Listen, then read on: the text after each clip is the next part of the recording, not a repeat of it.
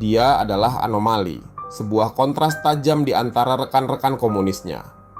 Ia tampil necis, layaknya seorang aristokrat seni, jauh dari citra aktivis atau buruh yang lekat dengan komunis.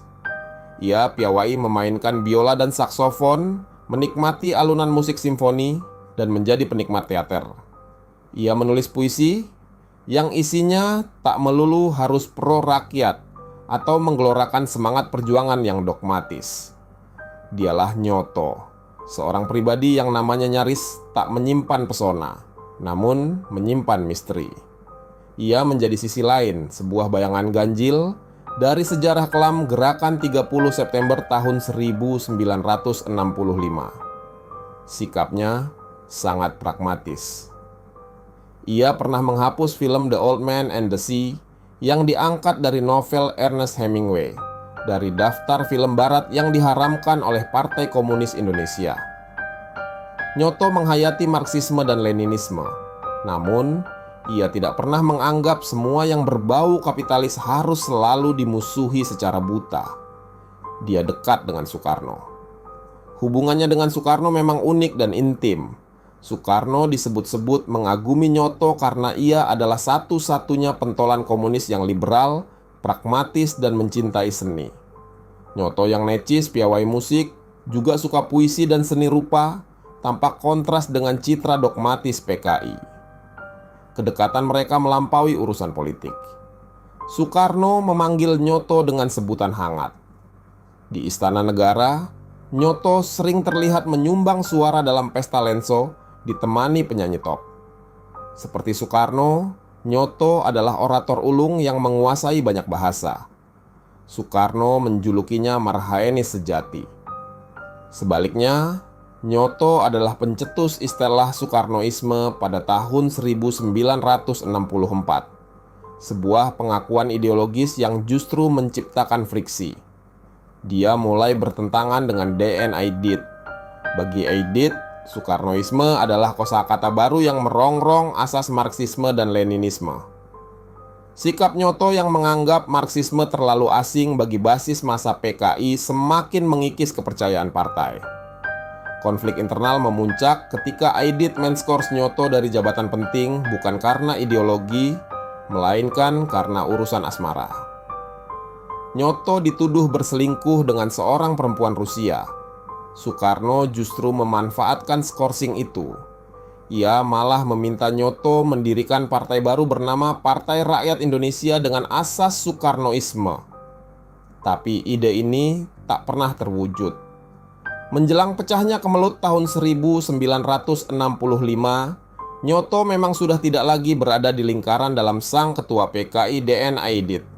Ia disingkirkan dari pusat kekuasaan partai karena dianggap terlalu dekat dengan Presiden Soekarno. Meski dia orang nomor 2 di PKI, tapi dia sering tidak dilibatkan dalam rapat-rapat Politbiro. Buku-buku Orde Baru yang seragam menyebut semua anggota PKI terlibat G30S. Sebagian besar sejarawan terkemuka tidak menemukan keterlibatan Nyoto dalam tragedi berdarah itu. Tapi, bagi tentara, tidak ada konsep komunis yang setengah berdosa. Di mata tentara hanya ada 2 kategori, komunis atau bukan komunis. Konsekuensinya, kalau dia komunis, tanpa pandang bulu, harus ditumpas habis. Nyoto termasuk salah satunya. Ia diculik, hilang, dan tidak pernah kembali. Jejak kematiannya tidak terungkap, membeku sebagai salah satu misteri terbesar. Kehilangannya meninggalkan lubang gelap, bukan hanya dalam sejarah, tetapi juga dalam narasi kemanusiaan.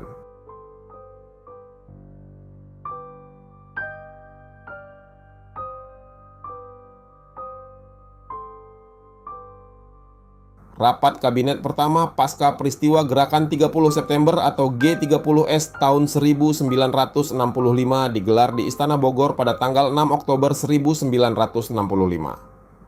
Dari semua menteri yang dipanggil, D.N. Aidit dan Jenderal Nasution adalah 2 tokoh penting yang absen. Aidit disebut-sebut melarikan diri ke Jawa Tengah, sementara Jenderal Nasution masih dalam pemulihan setelah lolos dari upaya penculikan. Selain itu, putri bungsu Nasution, Ade Irma Suryani, masih dalam keadaan kritis akibat tertembak pasukan G30S. Meskipun Aidit yang menjabat sebagai wakil ketua MPRS tidak hadir, Nyoto yang menjabat sebagai Menteri Negara tanpa portofolio sekaligus wakil ketua Komite Sentral PKI tetap hadir dalam rapat tersebut. Agenda rapat hari itu adalah membahas G30S dan penyelesaiannya. Dalam rapat kabinet tersebut, Nyoto bersuara dan menegaskan bahwa PKI tidak bertanggung jawab atas G30S, sebuah peristiwa yang telah menewaskan 6 perwira tinggi Angkatan Darat atau AD dan seorang perwira muda Ajudan Jenderal Nasution. Menurut Fadrik Aziz Firdausi, penulis biografi Nyoto, wakil ketua PKI itu tampaknya memang tidak tahu-menahu tentang adanya operasi G30S.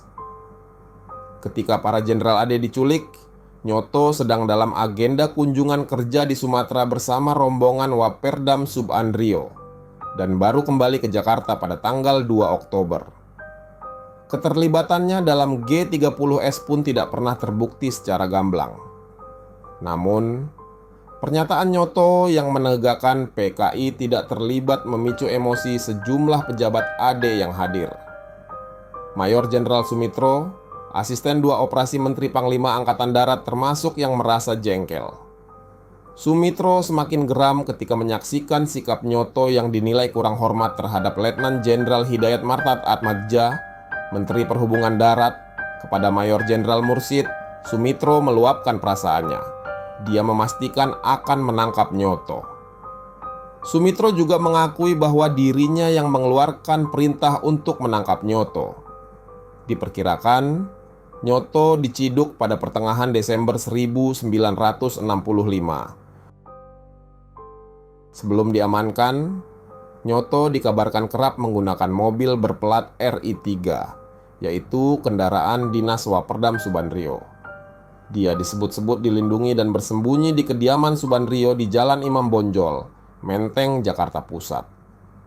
Dalam suatu pengintaian, Nyoto keluar dari rumah Subandrio dan sempat singgah di rumah seorang tentara berpangkat mayor di Kebayoran. Ketika di bundaran Hotel Indonesia, tentara yang membuntuti memberhentikan mobilnya. "Saya menteri," setan ujar Nyoto. Komandan tentara itu menjawab, "Kami tahu Bapak Menteri. Tapi komandan kami mengundang supaya Bapak datang ke markas sebelum diamankan." Nyoto menjanjikan kesediaannya, namun tetap melanjutkan perjalanan menuju rumah Subandrio. Tepat di depan rumah Subandrio, tentara segera memburu agar mobil tidak sempat masuk ke pekarangan. Salah seorang petugas mendekati mobil Nyoto dan mempersilakannya menaiki jeep yang sudah disediakan. Sejak saat itu, Nyoto tak pernah terlihat lagi. Beberapa versi menyebutkan akhir nasibnya, antara lain dieksekusi mati di Tanjung Priok atau dibawa dari rumah tahanan militer atau RTM Budi Utomo ke daerah Bekasi, dan dihabisi di sana pada 13 Desember 1965 atau mayatnya dibuang ke Sungai Ciliwung.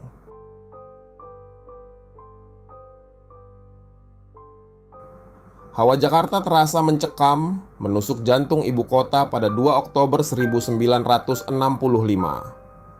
Baru 2 hari berlalu sejak 6 jenderal Angkatan Darat dibunuh secara brutal. Partai Komunis Indonesia atau PKI dituduh sebagai dalang utama, dan para aktivisnya seketika menjadi target perburuan. Nyoto, wakil ketua kedua Komite Sentral PKI sekaligus Menteri Negara Kabinet Dwi Korra I, baru saja tiba. Ia mendampingi Perdana Menteri I Subandrio dalam perjalanan dinas di Sumatera Utara. Malam telah merayap sunyi saat ia tiba di rumahnya, Jalan Malang, Menteng nomor 22, Jakarta Pusat. Namun, tidak ada waktu untuk bernapas lega atau beristirahat. Insting bahaya mendorongnya bertindak cepat. Nyoto segera mengajak istrinya Sutarni yang sedang hamil dan 6 anaknya untuk meninggalkan rumah itu. Mereka harus pergi malam itu juga. Keluarga terpandang ini mulai mendatangi rumah para kerabat mencari perlindungan. Namun, pintu demi pintu tertutup di hadapan mereka. Rasa takut akan pembalasan massa jauh lebih kuat dari ikatan keluarga. Tidak ada kerabat yang berani menampung mereka. Akhirnya, seorang teman di daerah Kebayoran bersedia memberikan tempat tinggal. Nyoto hanya menitipkan Sutarni dan keenam anaknya di sana. Setelah memastikan mereka aman sejenak, ia bergegas pergi lagi. "Kami harus mencari tempat sendiri-sendiri," setingkah kenang sang istri, mengulang keputusan pahit itu. Pelarian Sutarni dan anak-anaknya tidak pernah tenang. Mereka terus berpindah dari satu rumah ke rumah lain. Suatu saat, mereka menetap di asrama mahasiswa CGMI di daerah Gunung Sahari, Jakarta Pusat. Sutarni mengingat pada akhir 1965, suaminya sempat datang menjenguk sebanyak 2 kali. 1 kali tengah malam, 1 kali lagi saat siang. Sutarni mengaku tidak pernah tahu di mana suaminya bersembunyi. Ia hanya menduga Nyoto masih berada di sekitar rumah menteng mereka. Dugaan itu bisa jadi benar, setidaknya pada awal-awal masa persembunyian Nyoto. Amarzan Ismail Hamid, seorang wartawan harian rakyat, koran afiliasi PKI, bersaksi bertemu Nyoto pada pagi 6 Oktober di Jalan Menteng. Saat itu, Nyoto hendak berangkat ke sidang kabinet di Istana Bogor bersama MH Lukman, Menteri Negara yang juga Wakil Ketua Komite Sentral PKI. Nyoto dan Lukman sempat berdiskusi singkat sebelum menuju Bogor. "Kalau hasil sidang jelek, kita segera ke Bandung. Tapi kalau hasilnya bagus, kita tetap di Jakarta," kata Amarzan, menirukan pembicaraan penting keduanya. Setelah sidang, mereka mengambil kesimpulan bahwa Soekarno masih menguasai keadaan. Mereka pun batal ke Bandung. Nyoto hadir dalam sidang kabinet atas perintah langsung Den Aidit dari tempat pelariannya di Jawa Tengah. Melalui Bono, anggota Biro Khusus, Aidit mengirim pesan kepada Sudisman, Sekjen PKI, yang isinya meminta agar anggota Komite Sentral yang masih ada di Jakarta segera melakukan upaya penyelamatan partai. Dia juga secara eksplisit meminta Nyoto mewakilinya dalam sidang kabinet di Bogor.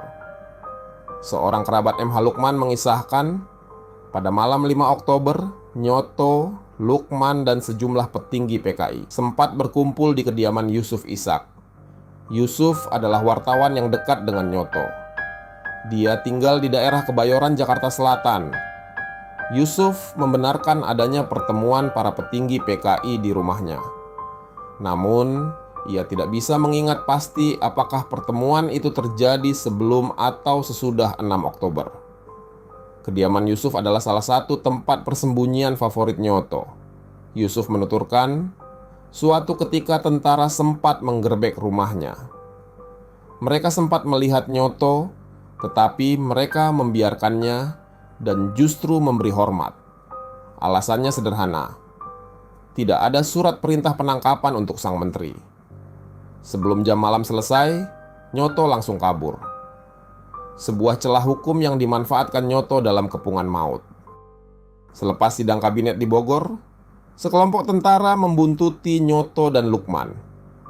Menyadari dirinya diintai, Nyoto memilih berpindah-pindah tempat persembunyian. Sebagai salah satu tokoh sentral PKI, Nyoto menunjukkan keberanian yang menantang maut ketika itu. Dia masih keluyuran. Mungkin karena merasa PKI tidak bersalah dan yakin dilindungi oleh Soekarno. Klaim berbeda datang dari Sarbi Muhadi, Ketua Lekra Pekalongan. Sarbi menyatakan Nyoto sempat memimpin rapat konsolidasi di Slawi, Jawa Tengah beberapa bulan setelah peristiwa 30 September. Menurutnya, Nyoto meminta para pemimpin partai dan pegiat Lekra di daerah itu agar tetap mempertahankan organisasi. Sarbi ditangkap beberapa bulan kemudian dan dipenjara selama 14 tahun. Tapi Amarzan meragukan cerita Sarbi itu. Menurutnya, Jakarta adalah tempat paling aman untuk bersembunyi. Sementara pergi keluar kota sama saja dengan mencari mati. Ia yakin meskipun berpindah-pindah, Nyoto tidak pernah lari keluar Jakarta. Seperti pelariannya, penangkapan Nyoto juga menyisakan kabut misteri yang pekat. Sri Windarti, adik perempuan Nyoto pernah mendapat cerita dari Edi, sopir pribadi Nyoto. Menurutnya, sang sopir merasa diikuti seseorang ketika mengantar Nyoto ke kantor yang sekarang menjadi sekretariat negara. Edi mengadu pada Nyoto, tapi dia hanya menjawab, "Sudah, jangan ditengok." Irina Dayasih, anak kelima Nyoto, mengatakan ada banyak versi cerita penangkapan ayahnya. Versi pertama menyebut ayahnya ditangkap dalam perjalanan pulang dari sidang kabinet di Bogor pada 6 Oktober. Ia menganggap versi ini paling tidak logis karena sejumlah orang mengaku masih bertemu Nyoto hingga Desember 1965. Versi kedua, Nyoto ditahan setelah menemui Subandrio. Versi ketiga, ia ditangkap dalam perjalanan dari kantor Kementerian Negara. Irina memperkirakan ayahnya ditangkap sekitar bulan Desember. Menurut Amarzan, Nyoto ditangkap dalam perjalanan di Jalan Tosari, Menteng, Jakarta Pusat. Mobilnya disalip, lalu dicegat. Dia dikeluarkan, dipukul, kacamatanya jatuh. Itu yang saya dengar, begitu jelas Amarzan. Suatu ketika, beberapa tahun setelah peristiwa 30 September, beberapa temannya mendatangi seorang paranormal untuk mencari tahu keberadaan Nyoto. Sang dukun kerasukan dan menjelma menjadi Nyoto. Ia menulis nama Nyoto di papan. Tulisannya agak miring, persis tulisan tangan Nyoto, kata teman Nyoto yang menolak disebut namanya. Menjawab pertanyaan para kliennya soal keberadaan Nyoto, dukun itu menjawab, "Ada di Jawa Barat." Besan Sutarni yang bernama Sugeng, seorang pensiunan polisi militer, pernah memberikan kesaksian. Kepada Sutarni, Sugeng mengatakan pernah melihat Nyoto di tahanan markas militer Guntur, Jakarta Pusat, ketika ia piket jaga pada suatu malam. Namun, esoknya Nyoto tidak ada lagi di tahanan itu. Sebuah petunjuk yang menghilang begitu saja. Menurut Iramani, adik perempuan Nyoto yang terkecil, ada cerita bahwa Nyoto ditembak di daerah Tanjung Priok. Ia juga memperoleh versi lain, bahwa Nyoto dibawa dari rumah tahanan militer Budi Utomo ke daerah Bekasi, Jawa Barat, dan dihabisi di sana pada 13 Desember 1965. Yusuf Ishak juga mendapat informasi bahwa Nyoto sempat ditahan selama 2 hari di rumah tahanan militer Budi Utomo. Cerita itu didapatnya dari seorang tentara yang tinggal di mes rumah tahanan. Saya tanya dia, "Emang kamu tahu Nyoto?" Si tentara menjawab, "Pakai kacamata kan gaya-gaya Cina?" Menurut Yusuf, ciri-ciri yang disebutkan tentara itu memang milik Nyoto. Namun, Nyoto hanya 2 malam di sana. Setelah itu ia dibawa oleh 2 orang tentara, entah kemana. Peneliti sejarah Boni Triana menyimpulkan versi paling mengerikan. Setelah diambil dari rumah tahanan militer, Nyoto dihabisi di suatu tempat di Jakarta. Kemungkinan mayatnya dibuang ke Kali Ciliwung.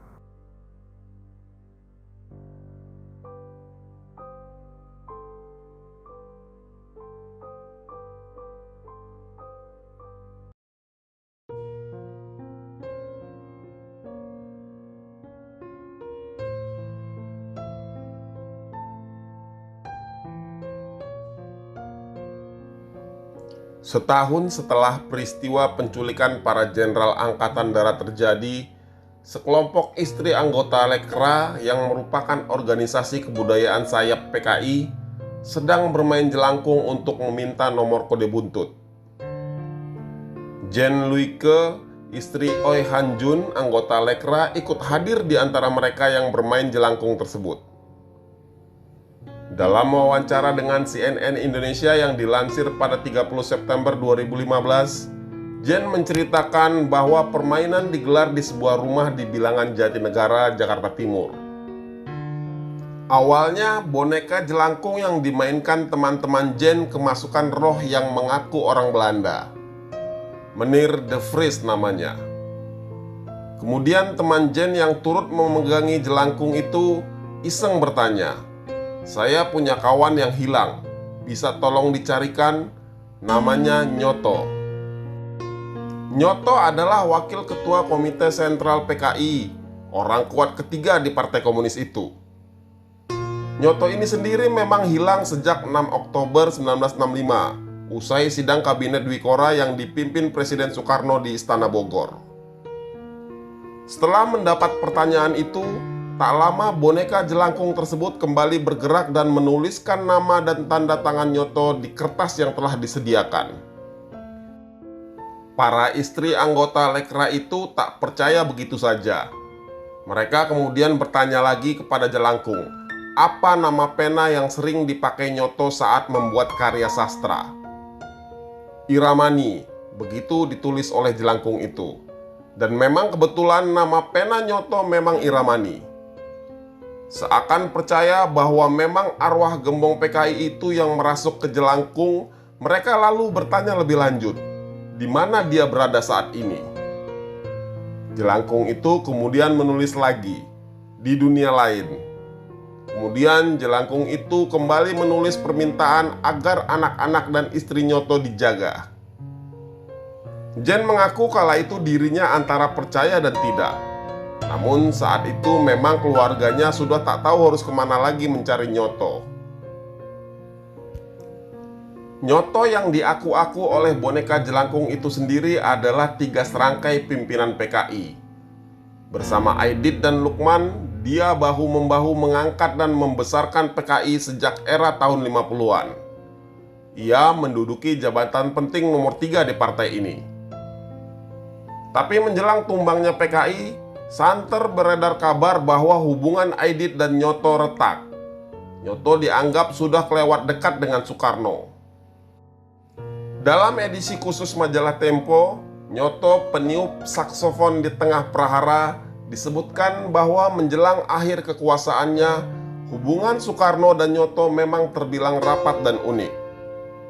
Bung Karno adalah pendiri Partai Nasional Indonesia yang pamornya sedang redup, sementara PKI saat itu sedang berjaya, dan Nyoto adalah tokoh PKI yang paling mencorong.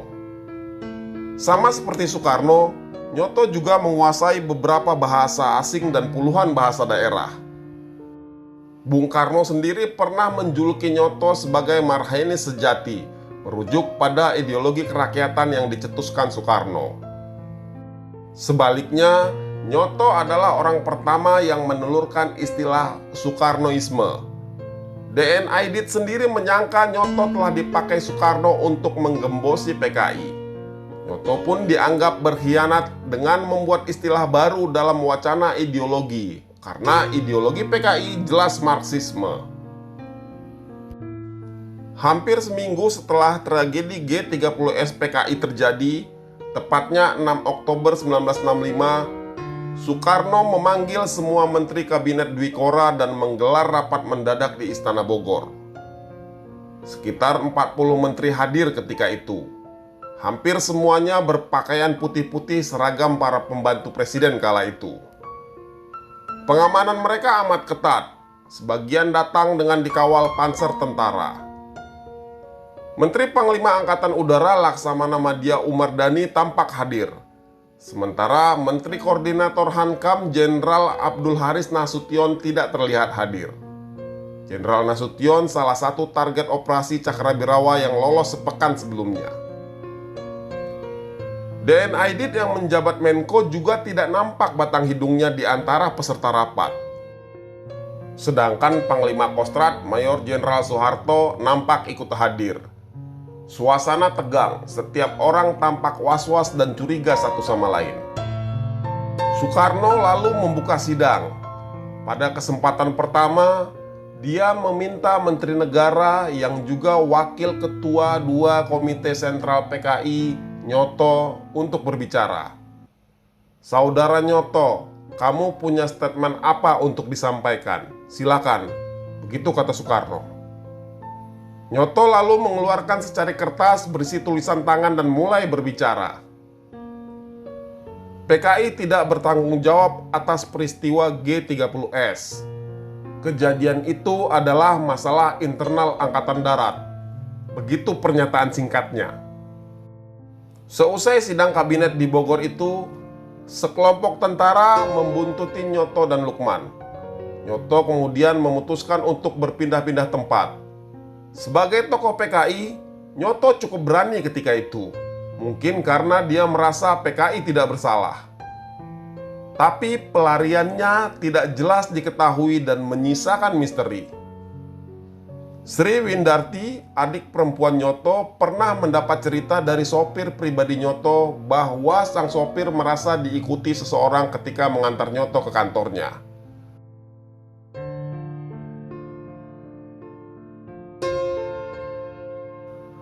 Sementara Irina Dayasi, anak kelima Nyoto, mengatakan bahwa ada banyak versi cerita penangkapan ayahnya itu. Versi pertama, ayahnya ditangkap dalam perjalanan pulang dari sidang kabinet di Bogor pada 6 Oktober itu. Namun dia menganggap versi ini tidak logis karena sejumlah orang mengatakan masih bertemu Nyoto hingga Desember 1965. Versi kedua, Nyoto ditahan setelah menemui Subandrio. Sementara versi ketiga, Nyoto ditangkap dalam perjalanan dari kantor Kementerian Negara. Iriana memperkirakan ayahnya ditangkap sekitar Desember 1965. Seorang pensiunan polisi militer bernama Sugeng mengatakan pernah melihat Nyoto di tahanan markas militer Guntur, Jakarta Pusat ketika piket jaga pada suatu malam. Esoknya Nyoto sudah tidak ada lagi di tahanan itu. Sementara menurut Iramani, adik perempuan terkecil Nyoto, ada cerita Nyoto ditembak di daerah Tanjung Priok. Dia juga memperoleh versi lain. Nyoto dibawa dari rumah tahanan militer Budi Utomo ke daerah Bekasi, Jawa Barat dan dihabisi di sana pada 13 Desember 1965. Dari sebuah sumber tentara juga diperoleh informasi bahwa Nyoto sempat ditahan selama 2 hari di rumah tahanan militer Budi Utomo.